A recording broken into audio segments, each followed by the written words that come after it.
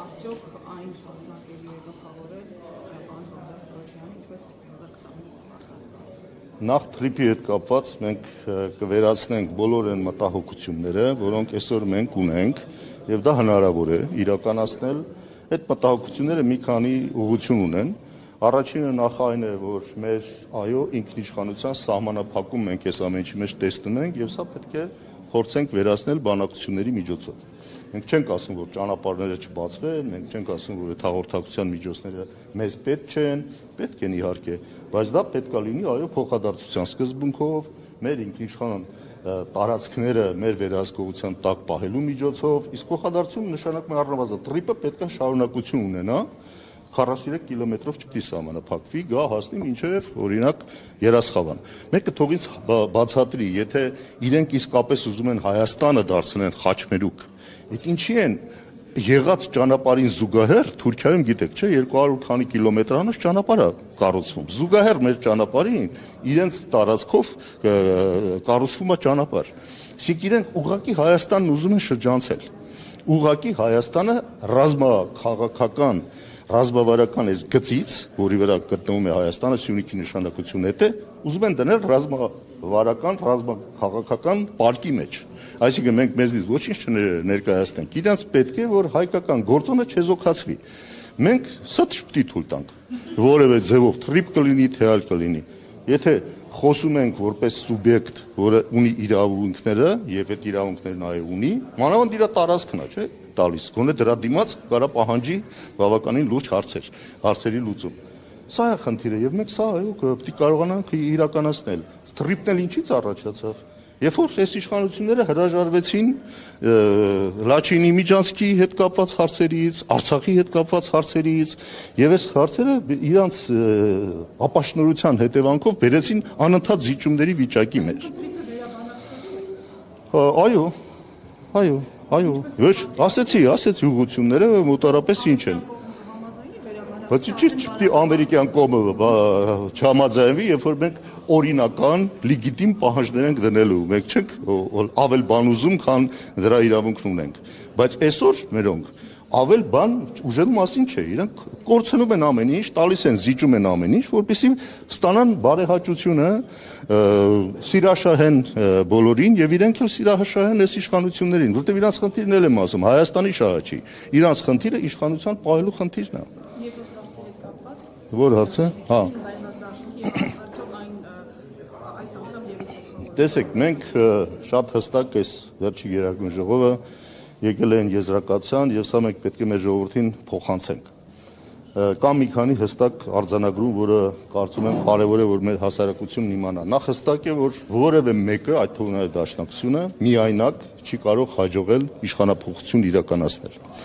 Եվ այս ընտրությունները մենք հենց այդ տրամաբանությամբ պետքա դիտենք։ Այսինքն այս ընտրությունները պետքա վերածվի իշխանապողության գործընթացի, այլ միջոց անիմաստ է։ Դրա համար երկու պայման է պետք, որ ցանկացած ուժ կարողանա բավարարել։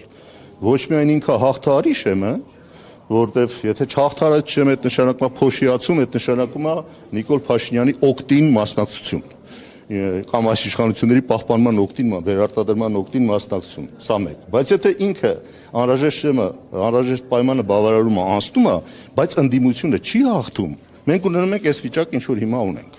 Այսինքն առընթաց այստեղ կաշկանդված ընդդիմությունը լինելու, անգամ կանոնակարգով իրան տրված հնարավորությունները թույլ չեն տալու օգտագործել, դու ունենալու ես այն ներկայությունը, որը չի ազդելու երկրի ընդհանուր գործընթացի վրա։ Սա դառը փորձից ենք մենք ասում։ Ուրեմն, եթե ուզում ենք հաջողել, ոչ միայն մեր հաջողության մասին պետք է մտածենք, այլև ընդդիմության ընդհանուր հաջողության մասին պետք է մտածենք։ Եվ ես կարծում եմ պետք է այս ամենը հասկացող եւ ընկալող ընդդիմադիր խոշոր մի քանի միավորների դաշին, ոչ թե դաշին, այլ ճակատ ձևավորվի, ամեն մեկը մի քանի խոշորներ կասեմ, այդ մի քանի խոշորները, որոնք շեմը հաղթահարելու են, բայց միևնույն ժամանակ իրանք պետք է քարոզությունը տանեն այնպես, որ եթե մեզ ինձ կոնկրետ ձայն չեք տալիս, կարող եք տալ այս ճակատից որևէ մեկին եւ ժողովրդին մղել, որ գնա ընտրության եւ ընտրություն կատարի ընդդիմության մեջ։ Սա է հարցը, որտեղ մեր հիմնական խնդիրը եւ ընդդիմության հիմնական խնդիրը պասիվ ընտրազանգվածին ակտիվացնելն է։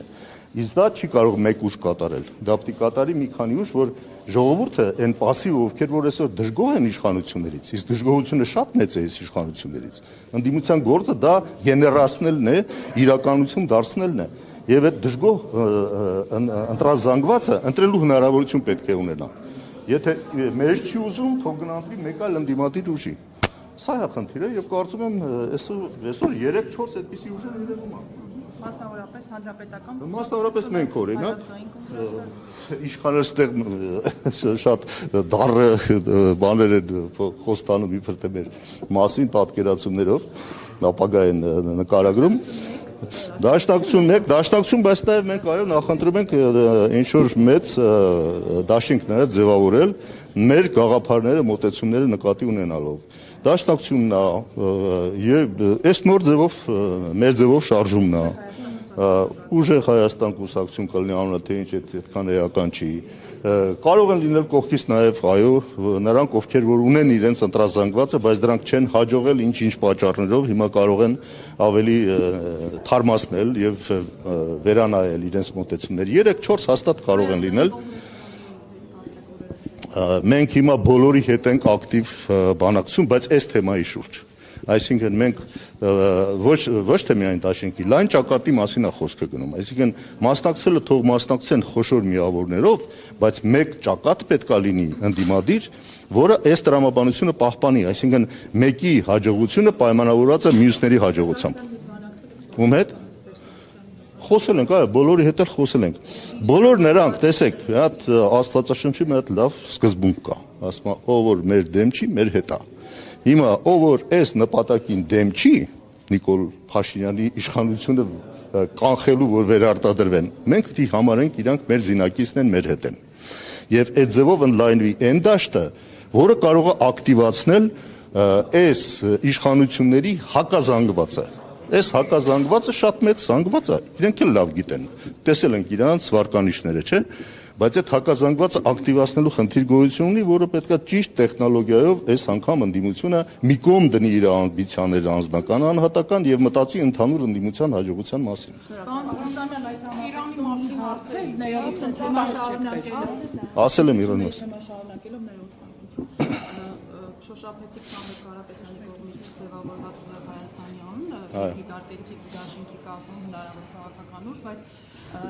մեր ձևովի համակարգող Նարեկ Կարապետյանը քանիցս հայտարարել է, որ իրենք չեն ուզում աֆիլացվել նախկին քաղաքական ուժերի հետ, այսինքն նախկին իշխանությունների հետ եւ գրեթե բացառեց գործակցությունը նախկին նախագահների։ Բայց մենք ինչ ենք ասում, մենք այնպիսի բաներ ենք ասում, որ այդ աֆիլացիաներից բաներից վերը, դե չեմ էլ ասում նույնանանք,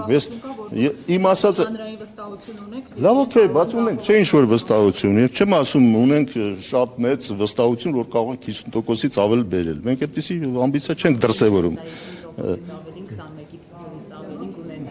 Ով? Դե իրանք որ թողես 90% էլ կունենան, իրանք իրականում իսկապես կտրված են հանրային այս